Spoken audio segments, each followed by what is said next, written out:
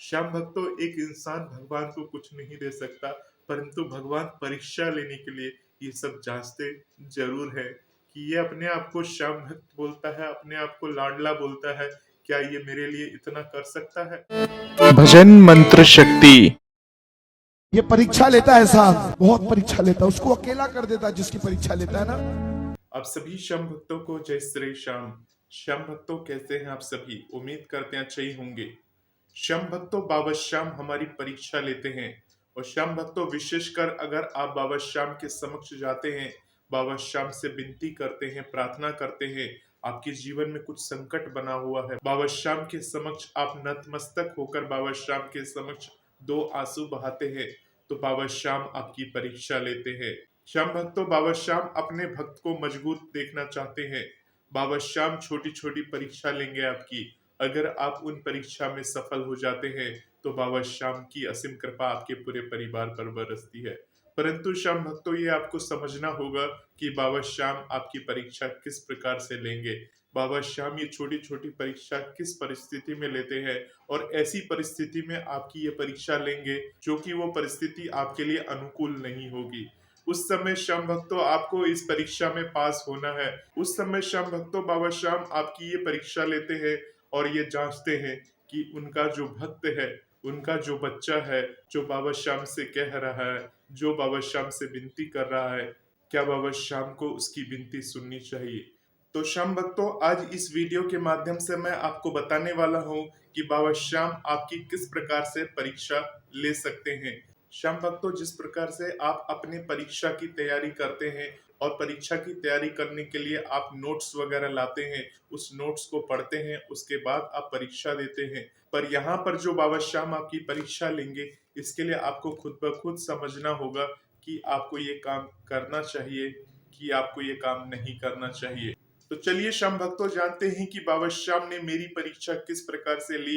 इस परीक्षा से आपको ये समझने का मौका मिलेगा कि बाबा श्याम ने क्या आपकी जिंदगी में ऐसी परीक्षा ली है, और अगर आपकी परीक्षा ली है तो क्या आपने इस परीक्षा को पास किया है या नहीं किया है। तो श्याम भक्तों, जब भी हमें मौका मिलता है हम बाबा श्याम के दरबार जाते हैं, बाबा श्याम के समक्ष माथा टेकते हैं और बाबा श्याम से मन्नत करते हैं। श्याम भक्तों, बाबा श्याम के एक विशेष दिन हम बाबा श्याम के दरबार में जाते हैं और आप सभी की बातों को बाबा श्याम के समक्ष भी रखते हैं और बाबा श्याम से अर्जी अरदास लगाते हैं। तो श्याम भक्तों, हुआ क्या था कि हमने बाबा श्याम की अर्जी अरदास लगा दी, बाबा श्याम के समक्ष हमने भोग प्रसाद भी अर्पण कर दिया। अब बाबा श्याम के भोग प्रसाद अर्पण करने के बाद हम दरबार से बाबा श्याम को प्रणाम करके वापस जब बाहर निकले, तो बाहर निकलने के बाद अपने वाहन के द्वारा अपने घर की तरफ हमने प्रस्थान किया। अब बाबा श्याम हमारी परीक्षा किस प्रकार से लेंगे वो मैं आगे आपको बताने जा रहा हूँ। श्याम भक्तों, जिस मंदिर में जाकर मैं बाबा श्याम के नित्य दर्शन करता हूँ, बाबा श्याम की आराधना करता हूँ, वो मंदिर आप सभी जानते हैं। आप सभी ने लाइव वीडियो के माध्यम से उस मंदिर में बाबा श्याम के श्रृंगार को देखा होगा। बाबा श्याम का श्रृंगार इतने भव्य तरीके से किया जाता है। बाबा श्याम को पोशाक अर्पण होता है, बाबा श्याम को इत्र वगैरह अर्पण होता है उस मंदिर में। और कई सारे ऐसे भक्त हैं जो बाबा श्याम के लिए फूल माला प्रसाद वगैरह लाते हैं, परंतु पुजारी लोग जो होते हैं वो उन प्रसादों को वहीं पर रख देते हैं, और उसके बाद जो भक्त फूल माला वगैरह लाते हैं वो फूल माला वगैरह भी वहीं पर रख दिया जाता है। अर्थात जो भक्त बाहर से फूल माला वगैरह लाते हैं वो फूल माला उनकी वहीं पर अर्पण कर दी जाती है और वहीं से बाबा श्याम को वो फूल माला चढ़ जाता है। हालांकि श्याम भक्तों, बाबा श्याम ऑलरेडी श्रृंगार करके बैठे हैं, उनका श्रृंगार विशेष फूलों के द्वारा हो चुका है। परंतु श्याम भक्तों, जब मैं बाबा श्याम के दर्शन करने के बाद, बाबा श्याम को भोग प्रसाद अर्पण करने के बाद वापस अपने वाहन के द्वारा अपने घर की तरफ जा रहा था, तो आधा रास्ता तय करने के बाद घर के पास में ही एक मंदिर है जो कि काली माता को समर्पित है। काली माता उस मंदिर में विराजमान है। श्याम भक्तों, हमारा जो जाने का रूट होता है वो दूसरा रूट होता है, परंतु हम उस दिन उस मंदिर के रूट से होते हुए अपने घर की तरफ जा रहे थे। मंदिर के आसपास में दुकानें थी जो कि पूजा की दुकानें थी, यानी मंदिर है तो मंदिर के बाहर पूजा की दुकानें वगैरह तो होंगी ही होंगी। तो हम पूजा की दुकान पर रुके। पूजा की दुकान पर रुक कर मेरी वाइफ सामान वगैरह लेने लगी, जो भगवान के लिए पोशाक वगैरह होती है और बाकी चीजें जो होती है भगवान के लिए, वो सारी चीजें वो लेने लगी। अब श्याम भक्तों, आप ये कहेंगे कि ये तो नॉर्मल सी बात है, इसमें चमत्कार की क्या बात है, परीक्षा की क्या बात है। श्याम भक्तों, आगे पूरी कहानी बाकी है। इसके बाद श्याम भक्तों क्या हुआ, जिस गाड़ी पर मैं बैठा हुआ था, मेरी वाइफ पूजा की दुकान से कुछ सामान खरीद रही थी। तो करीब करीब 5 मिनट बीत चुके थे। सामने मंदिर था और मंदिर में सामने से काली माता के साक्षात दर्शन हो रहे थे। तो अचानक से क्या हुआ श्याम भक्तों, मेरे मन में एक बात आई कि इस मंदिर में जाकर दर्शन कर लेने चाहिए। अब समय लग ही रहा है, ये पूजा की दुकान में वस्त्र छाट रही है, तब तक मैं भगवान के दर्शन करके आ जाता हूँ, अंदर से माता के समक्ष माथा टेक कर आ जाता हूँ। श्याम भक्तों, ये मैं सोच ही रहा था, क्योंकि जहाँ मैं अपनी गाड़ी पर बैठा था वो व्यस्तम रोड है, काफी ट्रैफिक वगैरह जाम लग जाता है और मंदिर के आसपास में गाड़ी खड़ी करने की उतनी स्पेस नहीं है, क्योंकि पूजा की दुकानें वगैरह बनी हुई है। फिर भी मैंने रोड के साइड में अपनी गाड़ी खड़ी कर दी और जैसे ही मैं मंदिर के अंदर घुसा, तो अंदर घुसने के बाद देखा कि वहां सामने बाबा श्याम का एक शीश विराजमान है, जो कि एक कांच के फ्रेम में बंद है। श्याम भक्तों, उस शीश को मैं वहीं खड़ा होकर लगातार देख रहा था और मन ही मन ये सोच रहा था कि बाबा श्याम का यहाँ पर किसी ने शीश विराजमान करा दिया है। अब श्याम भक्तों, शीश विराजमान तो उन्होंने करा दिया था, परंतु वो जो शीश था, उस शीश के ऊपर एक कम्बल उड़ाया गया था। यानी उस शीश का ना श्रृंगार था, ना एक फूल माला उस शीश के ऊपर अर्पण थी। बाबा श्याम का शीश जो था सिर्फ ऐसे ही वहां पर विराजमान था। श्याम भक्तों, घटना थी ये अमलकी एकादशी से एक दिन पहले की घटना मैं आपको बता रहा हूँ। अमलकी एकादशी के दिन बाबा श्याम के जो बड़े बड़े मंदिर है, वहां पर बाबा श्याम के हजारों रुपए से भव्य श्रृंगार किए जाते हैं। बाबा श्याम को भोग प्रसाद अर्पण किए जाते हैं, बाबा श्याम को इत्र वगैरह अर्पण किए जाते हैं। परंतु यहाँ पर बाबा श्याम का जो शीश विराजमान था, वो एक कम्बल ओढ़े हुए शीश में वहां पर विराजमान थे। हालांकि वो जो शीश विराजमान था, वो एक मंदिर में विराजमान था और वो मंदिर जो है काली माँ का मंदिर है। वहां पर और भी देवी देवता है, किसी ने वहां पर बाबा श्याम की उस शीश को विराजमान करा दिया और विराजमान कराने के बाद ना ही उस शीश का श्रृंगार और ना ही कोई भोग प्रसाद वहां पर चढ़ा था। अब श्याम भक्तों, मैं मंदिर में खड़ा होकर बाबा श्याम को ऐसे ही देखता हुआ जा रहा था।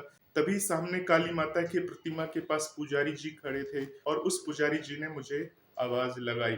हालांकि श्याम भक्तों, एकादशी का दिन था, एकादशी तिथि लग चुकी थी और एकादशी तिथि के समय हम वहां पर खड़े थे और बाबा श्याम का श्रृंगार के नाम पर कुछ भी नहीं था। अब आश्चर्य की बात तो ये भी है श्याम भक्तों की उस समय उस मंदिर में कोई ज्यादा भक्त भी नहीं थे, यानी इक्का दुक्का भक्त होंगे जो आ रहे थे जा रहे थे। बाहर मार्केट गुलजार है, इतना बड़ा मार्केट है, परंतु किसी को कोई मतलब नहीं है कि वहां पर बाबा श्याम विराजमान है और बाबा श्याम को एक फूल माला तक अर्पण नहीं हुई। अब श्याम भक्तों, उस पुजारी जी ने मुझे आवाज लगाई। मैं पुजारी जी की तरफ देखने लगा और पुजारी जी के पास जैसे ही मैं गया, तो पुजारी जी मुझसे कहते हैं कि आज एकादशी का दिन है और बाबा श्याम को एक फूल माला अर्पण करने वाला यहाँ पर कोई नहीं है। तो मन ही मन मैंने ये सोचा कि बाबा श्याम का जो शीश है इस मंदिर में विराजमान है, तो जिसने भी शीश का विराजमान किया है उसका प्रथम कर्तव्य होता है कि वो हर दिन उस मंदिर में आए, बाबा श्याम के दर्शन करे, बाबा श्याम की हलचल पूछे। परंतु उसका काम तो था सिर्फ स्थापित कर देना, स्थापित करके वो चला गया। अब श्याम भक्तों, जो पुजारी हैं वो काली माता की पुजारी है, तो उन्होंने मुझसे कहा कि एकादशी का दिन है, बाबा श्याम को गुलाब के फूलों की माला पहननी है। अब आपकी मर्जी है कि इस फूल माला को आप पहनाते हैं या नहीं पहनाते हैं। तो श्याम भक्तों, यहाँ पर गौर फरमाइएगा, मैं तो सिर्फ वहां खड़े होकर बाबा को देख रहा था और मन में यही सोच रहा था कि बाकी मंदिरों में तो बाबा श्याम को हजारों रुपए की फूलमाला अर्पण हो जाते हैं, परंतु यहाँ पर इस मंदिर में बाबा श्याम की इस शीश को एक 10 रुपए की माला तक अर्पण करने वाला कोई भी नहीं है। मैं मन ही मन ये इतना सोच रहा था कि पुजारी ने मुझे बुला लिया और पुजारी ने मुझसे बाबा श्याम को एक फूलमाला अर्पण करने के लिए कहा। श्याम भक्तों, आप यहाँ पर ये कह सकते हैं कि मैं बाबा श्याम को वहां खड़े होकर देख रहा था और मंदिर में भीड़ भाड़ नहीं थी। पुजारी जी ने मुझे देख लिया होगा और ये अंदाजा लगा लिया होगा कि ये बाबा श्याम को निहार रहा है, शायद यही सोच रहा होगा, इसी वजह से उसने मुझे बुलाकर ये कहा कि बाबा श्याम को फूलमाला अर्पण करना है। श्याम भक्तों, आपके मन में ऐसी बातें आ रही होंगी, परंतु श्याम भक्तों, ये ऐसी वैसी बात नहीं है। ये जो बात है ये आपकी परीक्षा की बात है। श्याम भक्तों, उस दिन मैं आगरा नरेश के मंदिर से होकर ऑलरेडी आया था। वहां पर भगवान को भोग प्रसाद अर्पण कर दिया था ऑलरेडी, और उस मंदिर के दर्शन के पश्चात मुझे इस मंदिर में आने का कोई संभावना नहीं थी, यानी मैं अपनी सीधे रास्ते निकल जाता। परंतु वहीं पर रुकना और उसके बाद मेरे मन में ये ख्याल आना कि मुझे अंदर जाना चाहिए, एक बार माथा टेक कर आना चाहिए। और जैसे ही मैं अंदर गया, उसके बाद क्या हुआ वो सारी बातें अब आप जान चुके हैं। इसके बाद पुजारी जी ने मेरे पास ऑप्शन दिया, बाबा श्याम फूलमाला पहनना चाहते हैं, क्या आप ये फूलमाला बाबा श्याम को पहनाएंगे या नहीं पहनाएंगे। श्याम भक्तों, ये बातें सुनकर मैं सोच में पड़ गया। मैं भी एक इंसान हूँ, मुझे भी ऐसा लगा कि बाबा श्याम का तो शीश यहाँ पर स्थापित है, पूजा सेवा भाव इन पुजारी जी महाराज का करना है। इनको बाबा श्याम को एक 10 रुपए की माला तो जरूर पहनानी चाहिए थी, क्योंकि लोग दान दक्षिणा तो करते ही करते हैं बड़े मंदिरों में। खैर, मेरे मन में इस प्रकार की नकारात्मकता बातें आ रही थी, और साथ ही मैं ये सोच रहा था, मैंने तो वहां पर बाबा श्याम को भोग लगा दिया, ऑलरेडी अर्पण कर दिया है, परंतु श्याम भक्तों कुछ अच्छा नहीं लग रहा था, कुछ अटपटा सा लग रहा था। मन में भावना खिन्न हो रही थी, मन में अजीब सा लग रहा था कि यहाँ पर बाबा श्याम का श्रृंगार नहीं है, और मैं तो सिर्फ वहां खड़े खड़े सिर्फ सोच रहा हूँ कि बाबा को फूल माला अर्पण नहीं हुआ, बाबा को ये अर्पण नहीं हुआ। मेरे मन में ये बात क्यों नहीं आई कि मुझे एक माला लाकर बाबा को अर्पण कर देना चाहिए था। श्याम भक्तों, जब ये मेरे मन में बात नहीं आई, तो ये बात बाबा श्याम ने सामने पुजारी के मन में डाली, और पुजारी के मन में जैसे ही ये बात डाली, पुजारी ने मेरे को आवाज लगाई। पुजारी ने अपने शब्दों में ये बात कह डाली कि बाबा को गुलाब की माला अर्पण करनी है, यानी बाबा श्याम को गुलाब बहुत अधिक प्रिय है और फूल माला अर्पण करनी है। श्याम भक्तों, जब मैंने ये बात सुनी, तो मैं कुछ समय के लिए आश्चर्यचकित तो रह गया कि मैं ये सोच रहा था मनी मन, परंतु इस कार्य को करने के लिए मैंने पहल नहीं की। पुजारी जी ने मुझे इंस्ट्रक्शन दिया, तब मैं जाकर बाबा श्याम के लिए वो फूल माला यानी गुलाब की माला ढूंढ कर लाया, और वहां पर पुजारी जी महाराज के हाथ में दिया। मैंने वहां पर जो और भी देवी देवता विराजमान थी, जितनी मेरी क्षमता थी उस हिसाब से मैं फूल माला लेकर आया, वहां पर पुजारी जी के हाथ में दिया, और पुजारी जी को बोला कि आज एकादशी का दिन है, बाबा श्याम को ये फूल माला अर्पण कर दीजिए। इसके बाद श्याम भक्तों, पुजारी जी ने बाबा श्याम को वो गुलाब की फूल माला अर्पण की, और फूल माला धारण करके बाबा श्याम साक्षात ऐसे लग रहे थे कि हंस रहे थे। परंतु श्याम भक्तों, मन में एक ही मलाल रह गया था कि बाबा श्याम गर्मी के समय में कम्बल ओढ़े बैठे थे, यानी किसी भक्त ने कई महीनों पहले उन्हें कम्बल सर्दियों में अर्पण किया होगा, वही कम्बल पहन के बाबा श्याम बैठे थे, उसी कम्बल के ऊपर फूल माला अर्पण कर दिया। अब श्याम भक्तों, आप ये कह रहे होंगे, तो आपको बाबा श्याम के लिए एक वस्त्र अर्पण करना था, ये अर्पण करना था, वो अर्पण करना था।